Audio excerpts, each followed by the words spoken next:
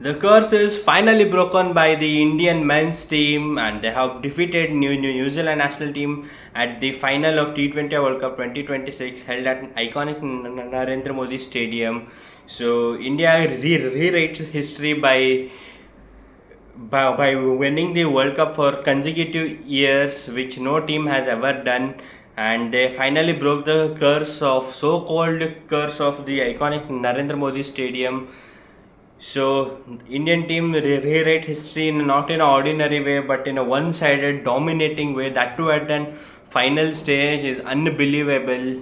So the New Zealand team fumbled a lot. So what are the turning points? What were the fumbles? What were positives?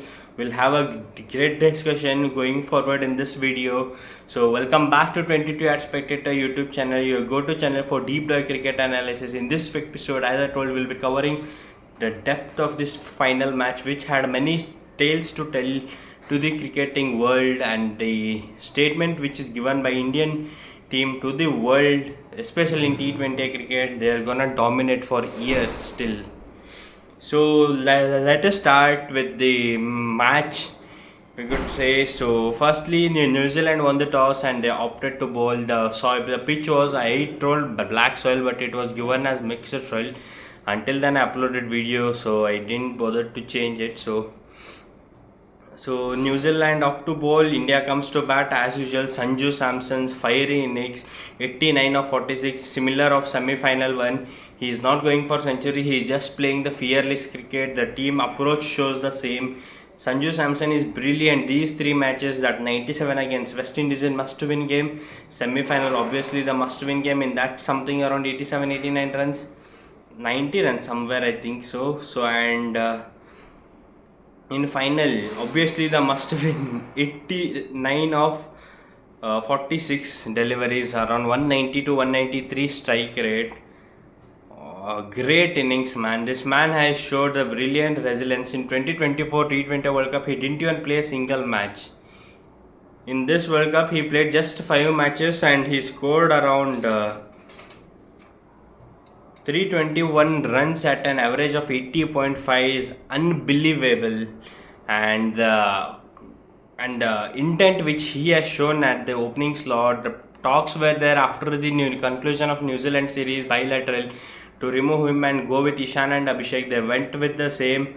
That combination was not working properly, so they brought back Sanju, and he didn't show any mercy, and he just went on to getting more runs.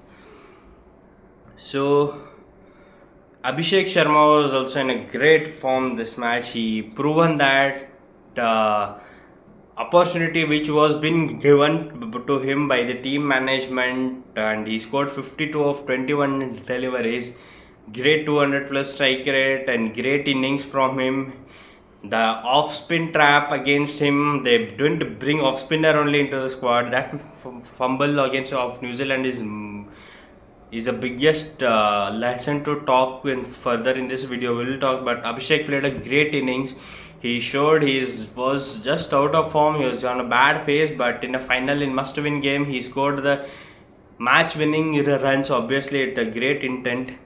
Ishan Kishan again similar innings, 54 of 25 deliveries. Great innings from both of them. Especially the left-handers and off-spin trap was a bit concerning, but they both negotiated and played their best out of this tournament, I think so. Ishan Kishan, though he played his best against Pakistan, but this was more special as it was final, and he told after match he had some family mishappening. He lost his cousin sister and he dedicated this innings and this trophy to her. Great innings, man. Hardik Pandya 18 of 13 deliveries, Surya 0 of 1, Tilak 8 of 6. Tilak's catch was actually dropped on the very first ball by Finn Allen, which actually hit Finn Allen on this finger surface, so that catch got dropped, or else Tilak Verma was also gone. Sorry for that, but yeah, actually it was fact. Dubey finishing touch, 26 of 8 run and 24 runs in final over. The first ball went to Mitchell Santner, but he dropped it. It was a difficult, but he could have managed, because Dubey in last over is a beast, man, beast.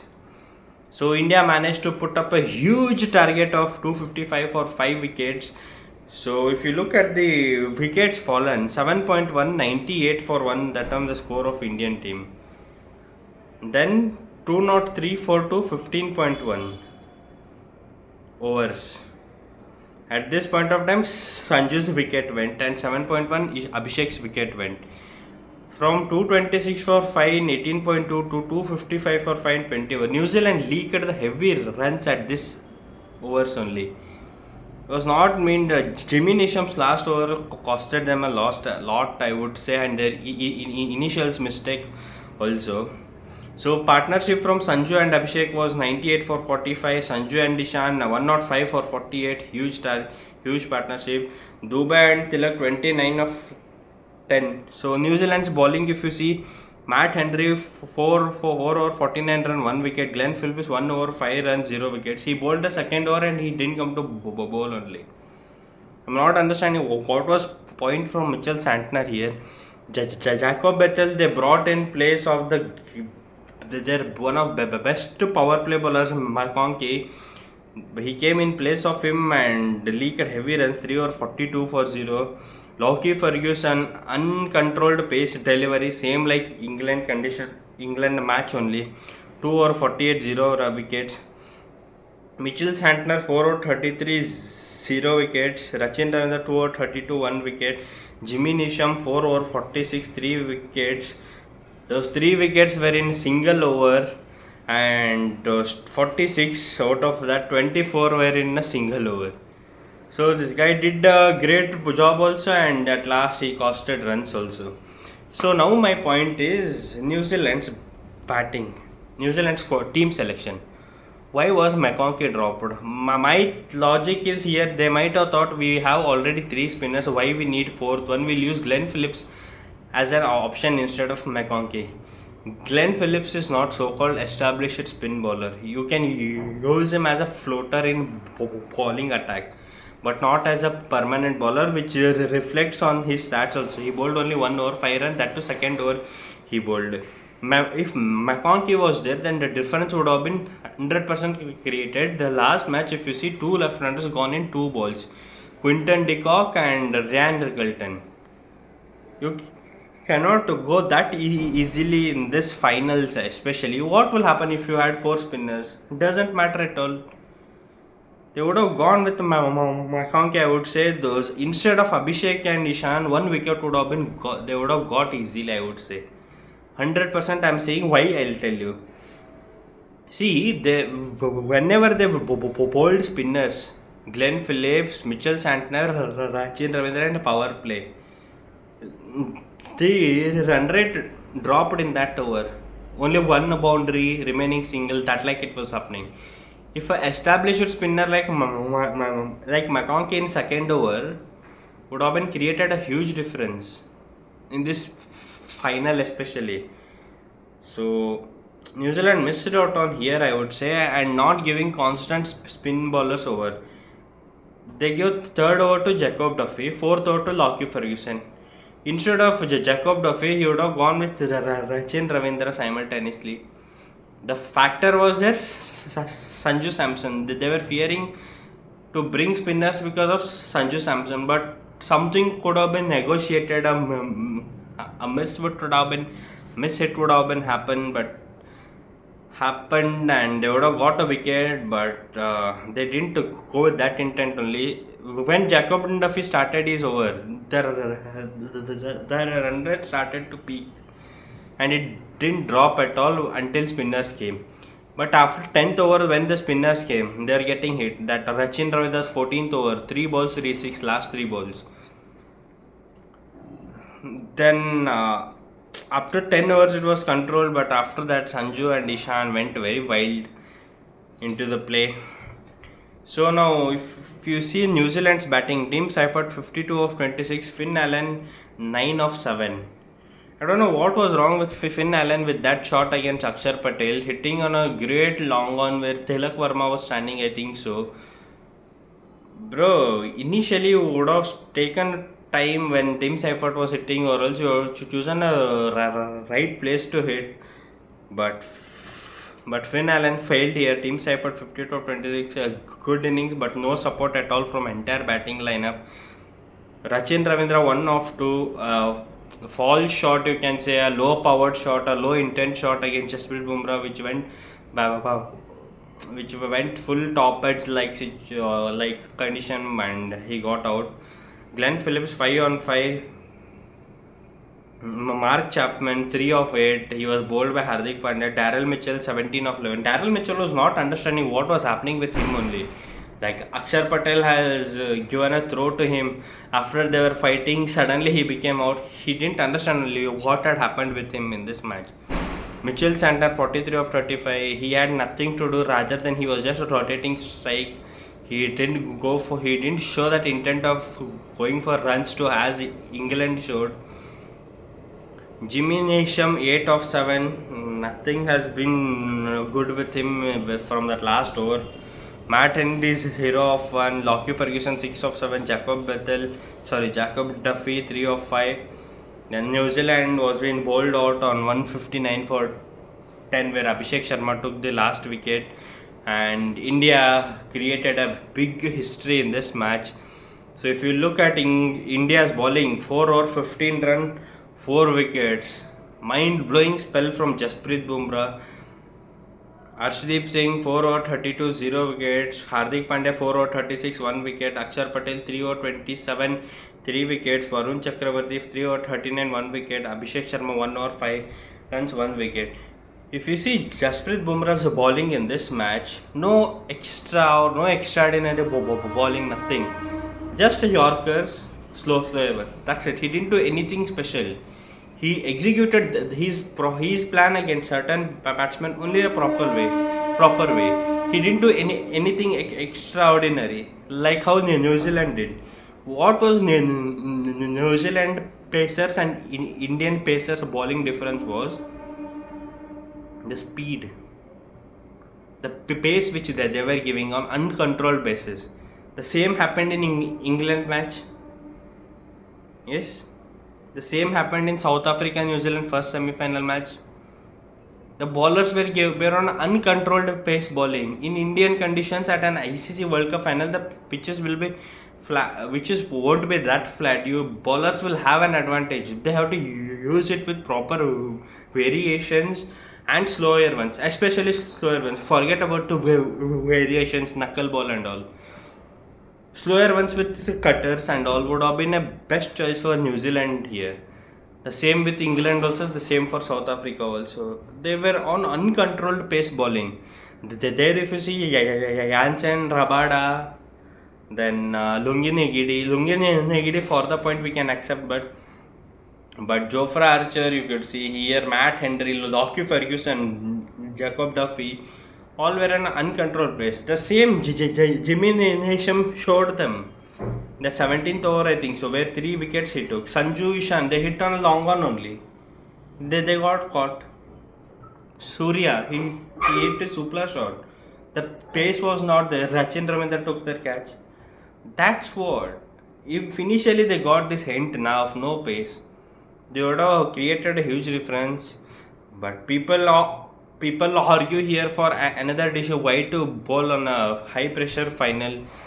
That is now inevitable. What else can be done? But New Zealand fumbled here rather than every time we used to feel heartbreak. Sorry for New Zealand. We feel for New Zealand. But this time they fumbled a lot. The people don't have any ways to have sympathy or empathy towards them. Literally, they fumbled in many situations here. And their batting order, everyone is saying from the first match, why Glenn Phillips over Daryl Mitchell? Still that hasn't been changed. Mark Chapman, what he has done in this entire World Cup, I'm not sure. Daryl Mitchell to Glenn Phillips to not even one good innings. Rachin Ravindra still has created difference in bowling. He brought them into final for sure. But what did Mark Chapman, Glenn Phillips and Daryl Mitchell do in this entire World Cup? I'm still not understanding. So yeah, but a great camp for New Zealand as well. But this time also they'll return back to home with a heartbreak itself. So only 150 plus partnership in New Zealand's inning, that is Darryl Mitchell and Mitchell Santner, 52 of 28.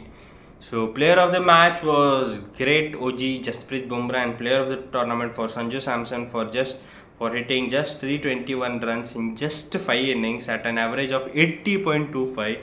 So if you look at the most wickets from Indian side and in this World Cup, the top two in all the whole list also, it's Jasprit Bumrah 14 wickets and Varun Chakravarti 14 wickets.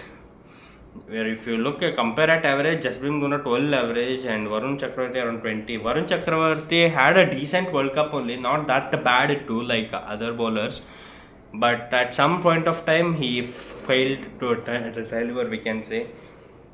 The Surya's captaincy throughout the World Cup, the way he rotated bowlers was been exceptional. Though he failed as a batter only in this entire World Cup. That one innings against USA, after that all were like slow paced inning, anchoring innings. Apart from that, nothing was there from him in, especially in batting, but in ball in like captaincy part and fielding, he was top notch in this World Cup, and he creates a record for himself that for highest win percentage as a captain, where he surpasses Rohit Sharma and creates a history by 80.77% 7 win percentage as a captain, which no captain has in T20 eyes.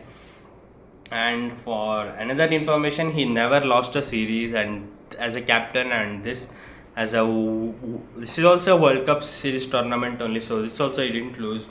So India creates a history here. What a the great World Cup campaign for the first timers like Varun Chakravarti, like Rinku Singh. Last time he was in playing like travel reserves, but this time he has won it.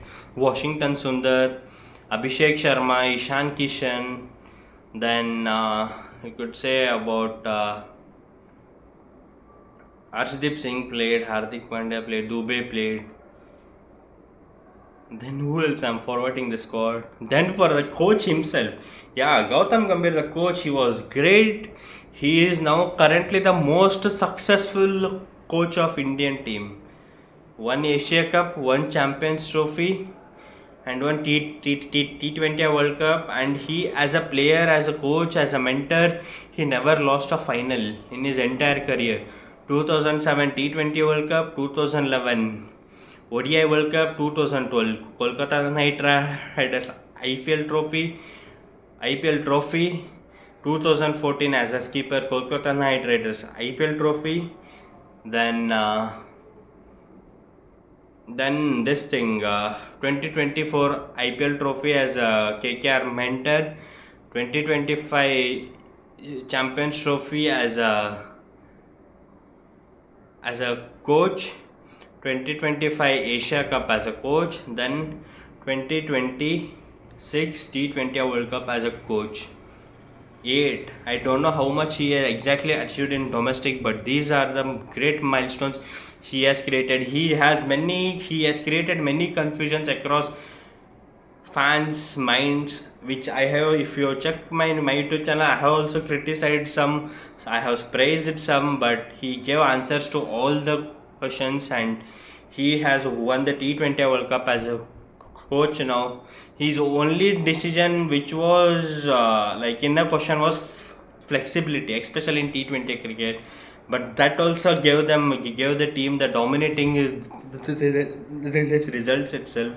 And bringing back Ishan Kishan, he would also had a key role after his domestic performance with selectors, and we need to give kudos to his entire support staff also, like Rand Anderson, then Sudhanshu Kotak, then spin coach, then Raghu, the throwdown specialist, then Morne Morkel, then fielding coach Philip. Though our fielding in entire tournament was poor, but during semi-final and final, the team fielding was top notch, especially in semi-final Akshar Patel, and in final it's Ishan Kishan. They took brilliant catches.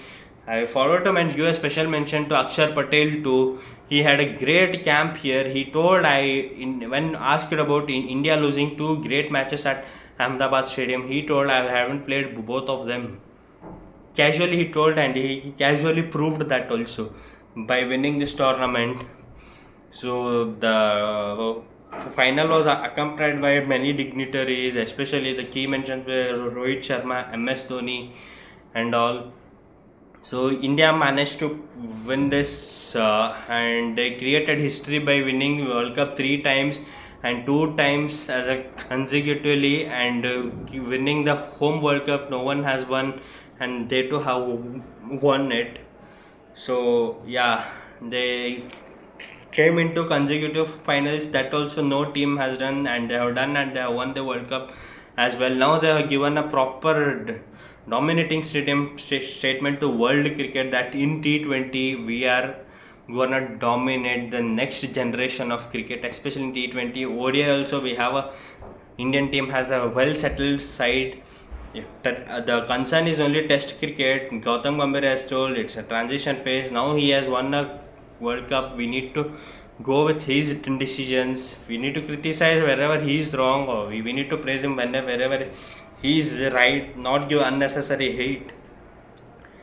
Then, if you could see, everything went final. The tournament was fantastic.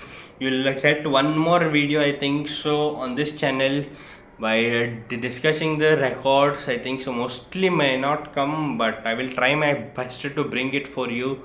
Then I would say we will start our IPL analysis. Please drop me into comments how you prefer, like individual team analysis, or two teams in one video, three teams in one video, or you want a huge list. Whatever you want, you demand in comment section. I'll be there to deliver it for you in a right way. Though I'm late for this video, but I'm not. But I'm still with I'm with a better quality. We are back. So sorry for being late, but we had some problems in this thing. So yeah. So yeah, in India wins this World Cup. Yeah, that's it. The history has been created, and they have got a massive prize money of around 130 plus crore something. Yeah, the team was fantastic. All the players have played in this World Cup. Siraj, Kuldeep, then Washington Sundar also played. Rinku too played. Huge kudos to Rinku Singh as well. He came after the death of his father, and he played. He did fielding the way as a water boy only. He was mostly there. He brought the same energy in carrying water, taking catches, in fielding whenever someone was injured. He was top notch in this World Cup. We need to give kudos to for his resilience and determination for the country. Thank you so much for being till the end of the video. Thank you so much. Stay tuned. Bye.